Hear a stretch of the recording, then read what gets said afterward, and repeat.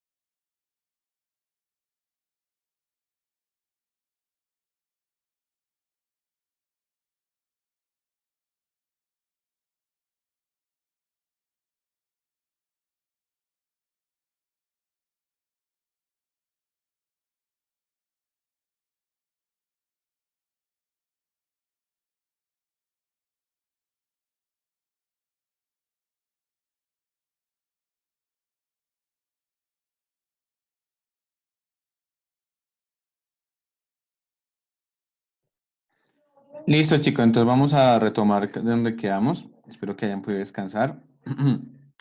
Y al final pues, llamamos a lista entonces pues para que tengamos el registro de las personas que se acaban de conectar. Bueno, por favor, vamos prendiendo la cámara. Yo pido el favor nuevamente a todos, prendemos la camarita, ¿sí?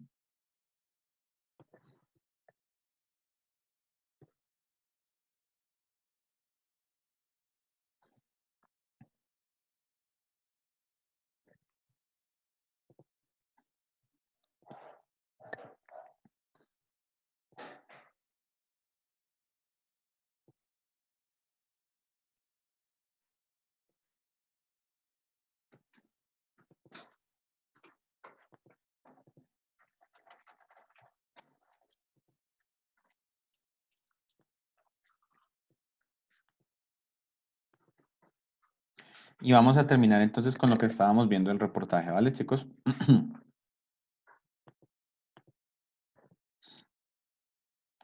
Entonces, decíamos que todo buen reportaje aporta distintas perspectivas, el hecho de lo que se trata.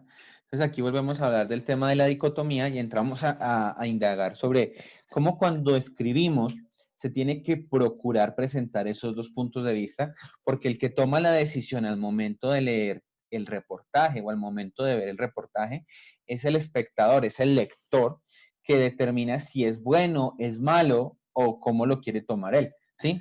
El reportero como tal no tiene la obligación de decirle qué quiere pensar y qué debe pensar al espectador. ¿Sí? A veces lo que pasa con los medios de comunicación actual y la crítica que se les hace es eso. Ellos buscan implantar una forma de pensamiento de acuerdo a lo que ellos investigan. Entonces, si lo dice Caracol es que es cierto, o si lo dice RCN es porque también es cierto. No, esas son perspectivas de acuerdo a lo que ellos, pues, han investigado, proponen o dicen. ¿Listo, chicos? Entonces, sigamos. El periodista quiere que a la vista de la información proporcionada al lector mismo saque sus propias conclusiones. ¿Mm? Lo que les decía, no se trata de que yo como reportero le empiece a decir a las personas qué tienen que pensar, qué tienen que decir, cómo lo tienen que hacer, de qué manera tienen que expresarse. No, él tiene la posibilidad de hacerlo y empieza a contar cómo desea desarrollar o cómo va a desarrollar las diferentes actividades pues, que está haciendo, ¿sí? Si él decide si está de acuerdo o no está de acuerdo con la opinión pues, del reportaje. A veces, cuando el tema es polémico, se entrevista a distintos expertos que ofrecen opiniones divergentes o complementarias. Entonces, chicos, cuando se está dando todo este proceso de reportaje, también se está hablando de la posibilidad de que las personas compartan, hablen o den la opinión de las personas. El reportero está simplemente como a la vez ese espectador que informa sobre las diferentes situaciones, pero el reportero no está en la posición de indagar y de sacar conclusiones de acuerdo a lo que esté investigando. El reportero solo cuenta, solo dice, solo establece. No puede decir yo pienso, yo opino, yo creo, porque deja de ser un reportaje y pasa a ser a la visión subjetiva de la opinión del periodista. Entonces, ese es el aspecto que se debe tener en cuenta al momento de elaborar un reportaje. ¿Vale, chicos? ¿Preguntas hasta ahí?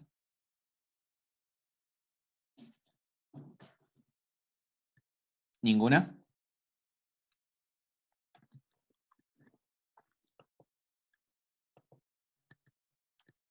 ¿Todo claro entonces? Sigamos entonces. Listo. Dentro del reportaje es bueno tener y tener siempre presentes ciertas normas que nos permiten a nosotros pues elaborar una buena investigación y dar a conocer ciertos aspectos importantes. Las primeras normas que se deben tener en cuenta son que los hechos deben ser expuestos con rigor y objetividad. ¿Mm? Chicos, ¿qué es el rigor? ¿Alguien sabe qué es el rigor al momento de hacer una investigación? ¿Qué es tener rigor? Ser cuidadoso. ¿Cómo, Alejandra? Qué pena que no te escuché. Es ser firme, ¿no? Tener como la firmeza al momento de decir el reporte. Ujú, muy bien. Alejandra, ¿qué fue lo que dijiste tú?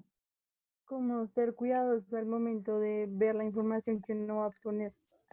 Sí, señoras, muy bien las dos. Entonces, el rigor es ese exigirse, buscar la verdad. El rigor es la posibilidad de que si no está claro un hecho, yo tengo que seguir indagando hasta encontrar un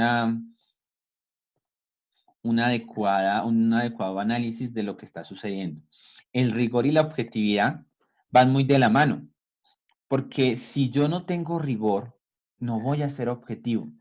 Y si no soy objetivo es porque no tuve rigor. Rigor es la exigencia que como investigador le doy a una situación. ¿Mm? No simplemente al momento de elaborar un reportaje, sino también ustedes como estudiantes cuando se dan a la tarea de hacer una investigación, tienen que procurar cierto rigor en el que investigan en libros, en el que investigan en una biblioteca, en el que investigan en una plataforma, en una página de internet, mirar qué rigor le pueden aportar a esa investigación. ¿Mm? Entonces, para que lo tengamos presente, ¿vale, chicos? Sigamos entonces.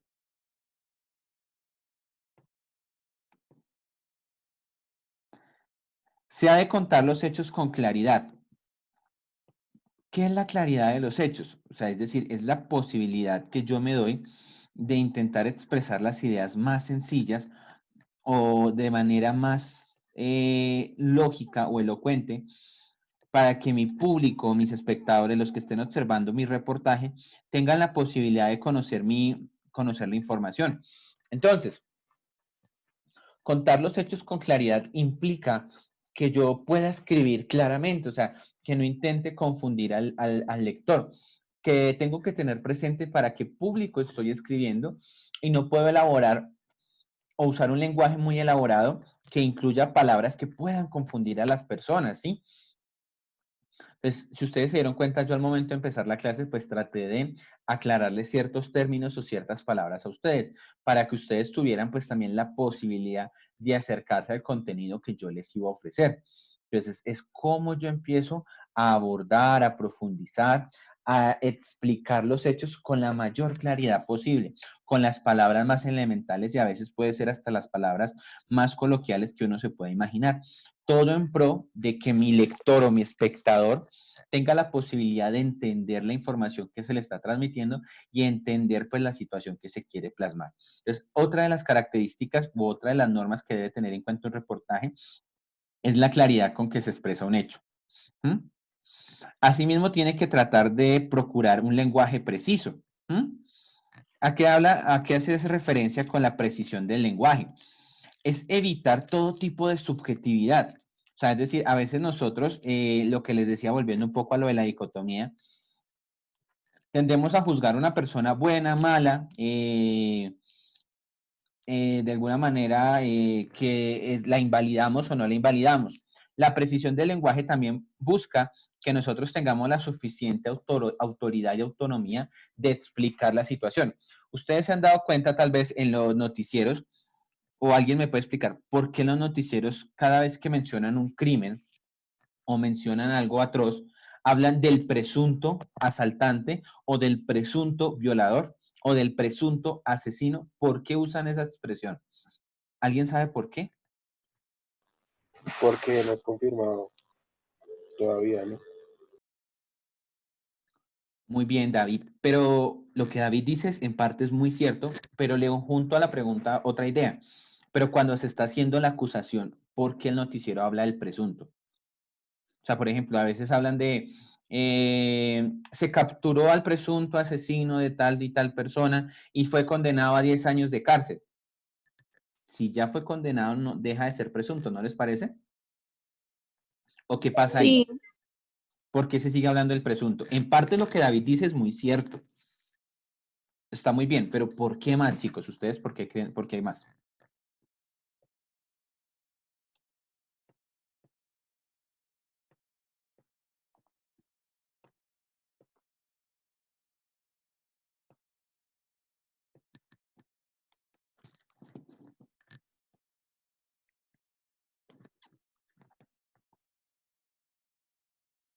Vale, listo, les ayudo.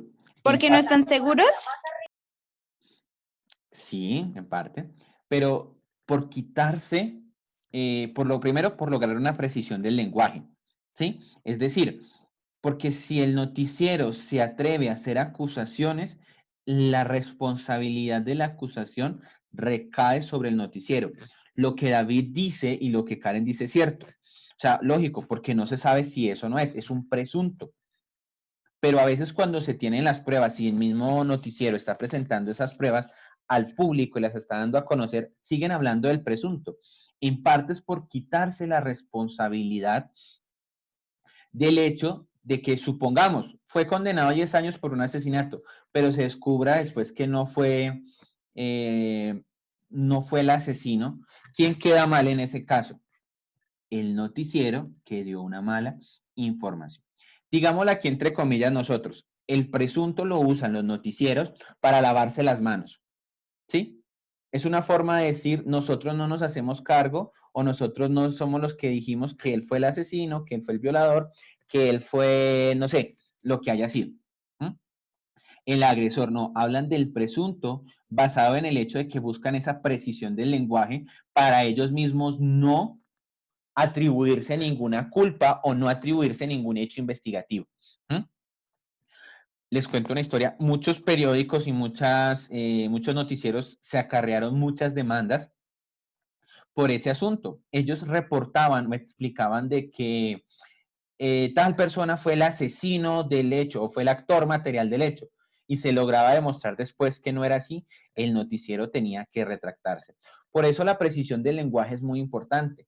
¿Qué palabra uso uno a veces? Y todos fallamos en eso, porque a veces de pronto, ay, tonto, le decimos a una persona, pero ¿hasta qué punto ese tonto le aporta o le puede significar a una persona una grosería o un insulto? Ay, pero para mí no es nada, pero desde la precisión del lenguaje la persona lo puede tomar a mal. ¿Listo, chicos? ¿Claros hasta ahí?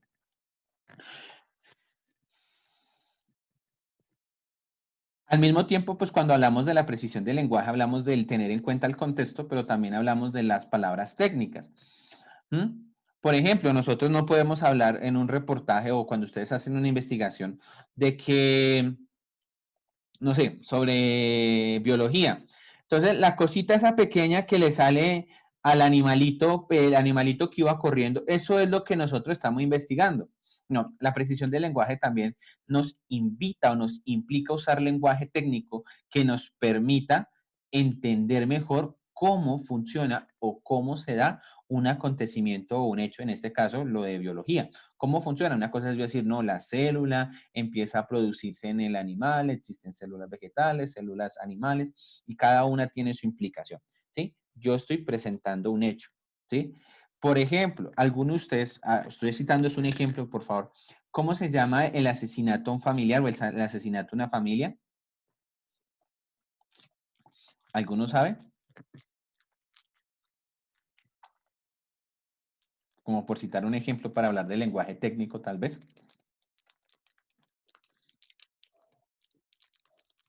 A eso le llaman parricidio.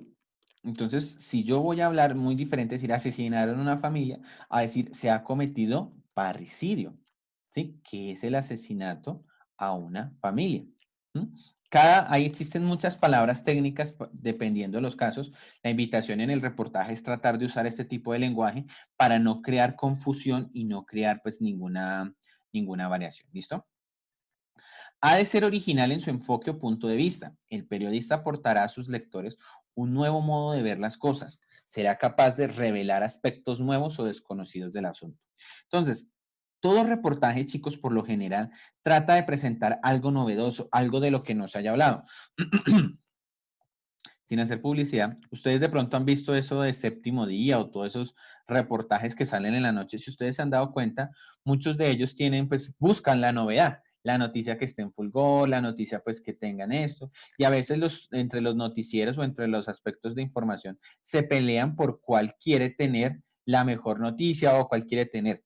Una de las características del reportaje es que intenta exponer ese punto de vista que es más propio de cada uno de las partes o que es más novedoso, ¿sí? Entonces trata de ser original y trata de tener un enfoque. Otra de las normas es que es conveniente que el texto tenga un comienzo atractivo y un desarrollo interesante. La forma en que nosotros escribimos, la forma en que nosotros hablamos, también influye mucho.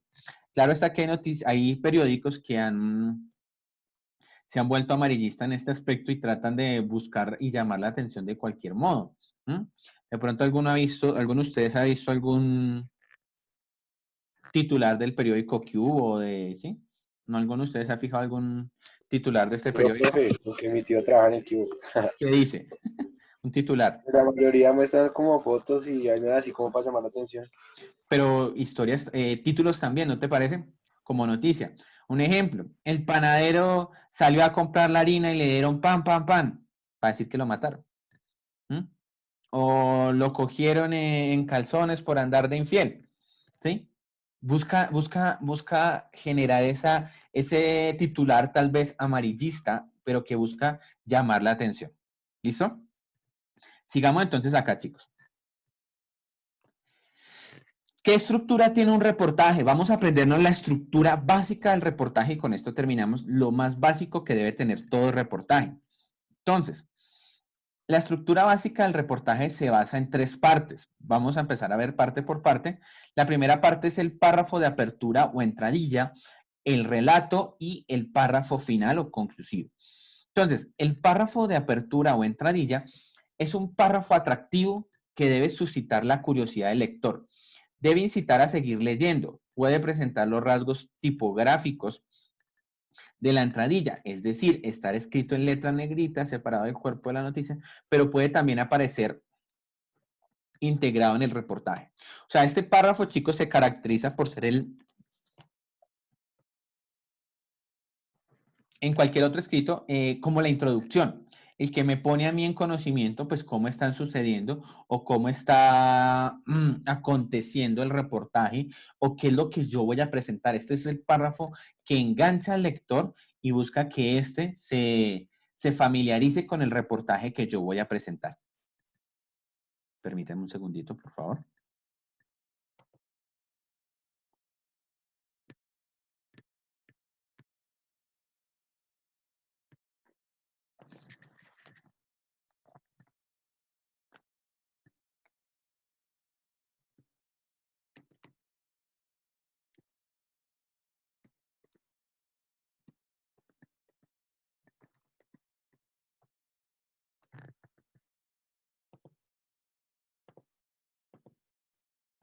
Qué pena, chicos, que tenía una notificación toda rara ahí. Listo, chicos. Entonces, claro, ese párrafo de entradilla es el que me empieza a mí a ilustrar y me empieza a mostrar cómo funciona o cómo se explica el reportaje. El relato, esta es la parte fundamental, esto es como el tronco del reportaje, ¿sí? Si hablábamos del párrafo de entradilla, son las ramas porque me empieza a mostrar lo llamativo, el fruto, ¿sí? Pero el tronco es ya lo que yo estoy diciendo en el párrafo de entradilla, lo tengo que justificar en el relato. Aquí es donde yo pongo todo lo que, lo que yo pude investigar, todo lo que yo pude encontrar acerca del acontecimiento que estoy contando, que estoy relatando. Entonces, todo reportaje debe tener un orden en la exposición de los hechos.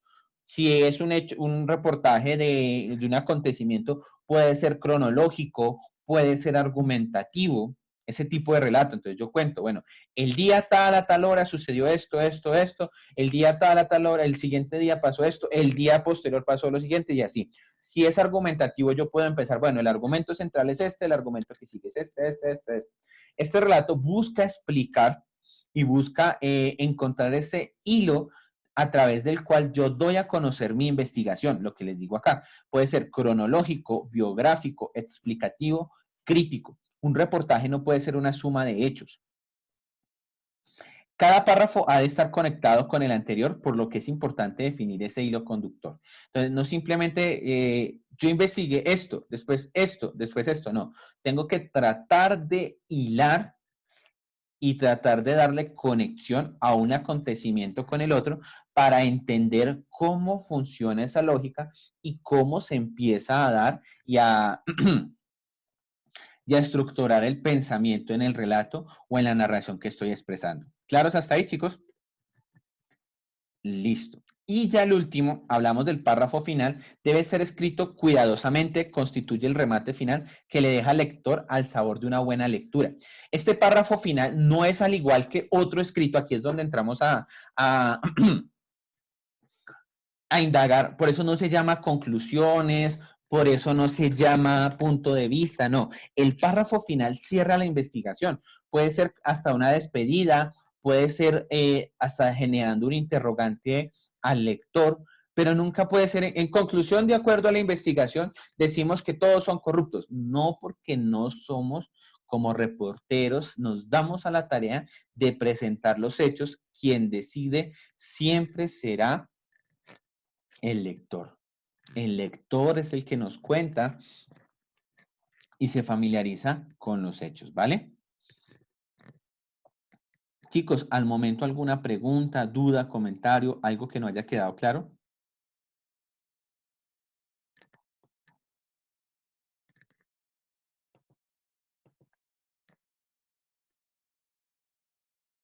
Listo, Giselle. Chicos, nada, todo claro entonces. Chicos, aquí está la bibliografía. Recuerden lo que siempre les he dicho yo. La información, la clase es mía, pero la información siempre la tomo yo de otra fuente. Es decir, yo me trato de documentar, sacar de internet para presentarles, pero yo trato de citarles siempre para que ustedes conozcan de dónde se toma la información y si ustedes gustan puedan investigar. ¿Mm? Entonces, para que tengamos claro todos esos aspectos. Claro, chicos, hasta el momento ninguna pregunta entonces. No, señor. Listo, chicos. Entonces paso a hacer yo 2, 3 preguntas y me quedo con unas personitas de la clase, ¿listo? Primera pregunta, chicos, ¿cuál es el factor fundamental que debe tener todo reportaje? ¿Qué es lo esencial? ¿Lo pregunto abierto o lo preguntamos específico? La información, ¿no? Debe tener todos los hechos para dar un informe, ¿no? Sí, señora. ¿Y cómo se llamaría esa información, Sheila? ¿Cómo se llama el proceso de recopilar información?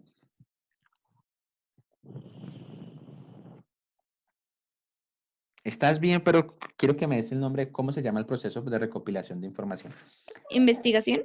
Muy bien, Karen, muy bien. Entonces, lo fundamental en todo reportaje es que, chicos, lo que dijo Sheila, recopilar la información y se conoce como la investigación, que yo me doy a la tarea de ir, de mirar, de indagar, de consultar, de preguntar. Le pregunto a una fuente, le pregunto a la otra, para yo tratar de sacar la conclusión más apropiada de eso.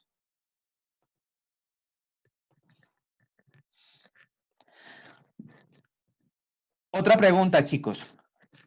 ¿Un reportaje debe ser dicotómico o no debe ser dicotómico? Sí, ¿Por qué? pues porque se debe saber como las dos partes de lo que pasó, ¿no? Ujú. Y pues no solo quedarse con solo una. Muy bien, Karen. Listo, chicos. Siguiente pregunta. Cuando nosotros nos damos a la tarea de hacer un reportaje, ¿nuestra postura, nuestra opinión cuenta? No, ¿Por qué, No. Giselle? ¿Por qué, chicos? porque lo que se busca con el reportaje es a los espectadores o a las personas que van a leer el reportaje o a ver, dar a conocer cómo fue lo que sucedió. No es como yo opino, yo pienso, no. Eso se debe omitir porque pues eso no va dentro del reportaje. Listo, muy bien, Giselle.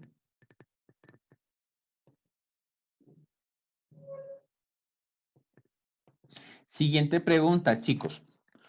Cuando se elabora un reportaje, ¿la persona tiene que consultar siempre una sola fuente? No, No. ¿Por qué? porque si se queda con solo una fuente, o sea, es decir, como que solo se queda con una información y ya, o sea, tiene que buscar más a fondo sobre el tema o sobre lo que sucedió y no solo quedarse con una sola parte. Listo, chicos. Y termino con esta preguntita. Por favor, participemos todos. No me hagan cometer la arbitrariedad de preguntarle uno por uno. ¿Cuál es la diferencia entre un reportaje y una noticia?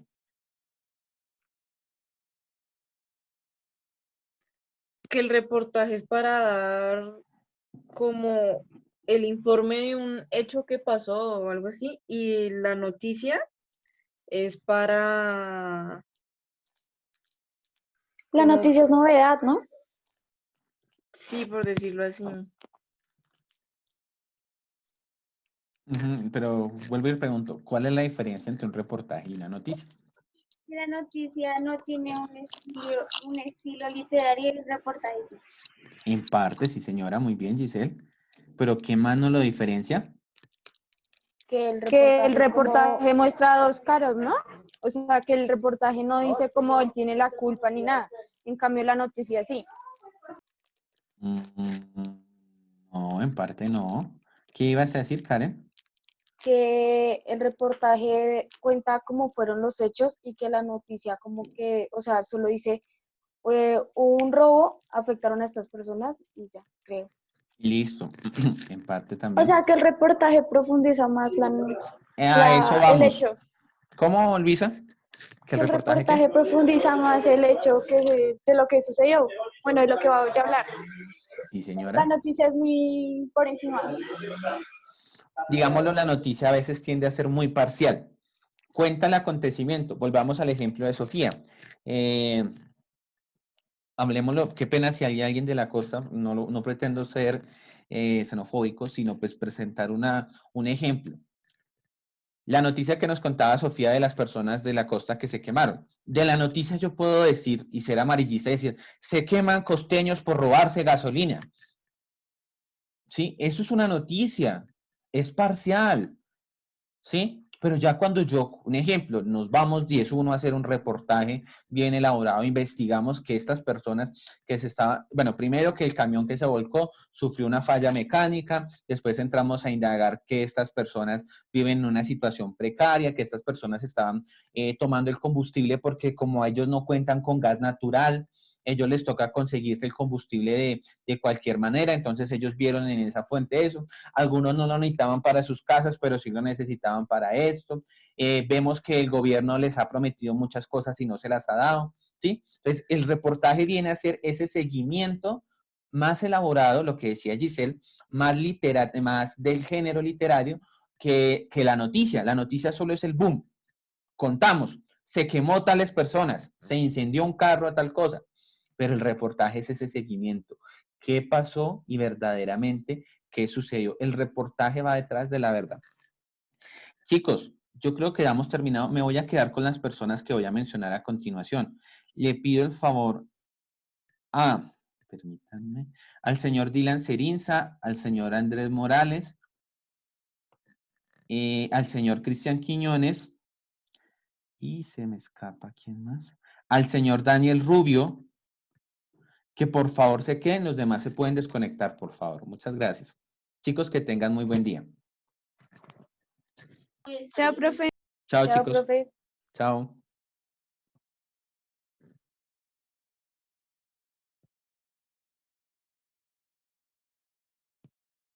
Chicos, por favor, los demás se desconectan. Gracias.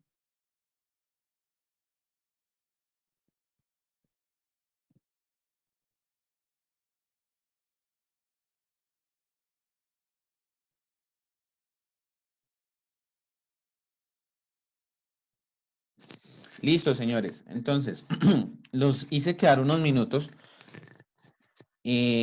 Pero pues igual la idea es que no quede en plataforma. Voy a finalizar la sesión. Les pido por favor que se vuelvan a conectar al link de mi clase unos minutos para que esto no quede en plataforma. Bueno, entonces ustedes nuevamente se me conectan automáticamente en plataforma. Muchas gracias.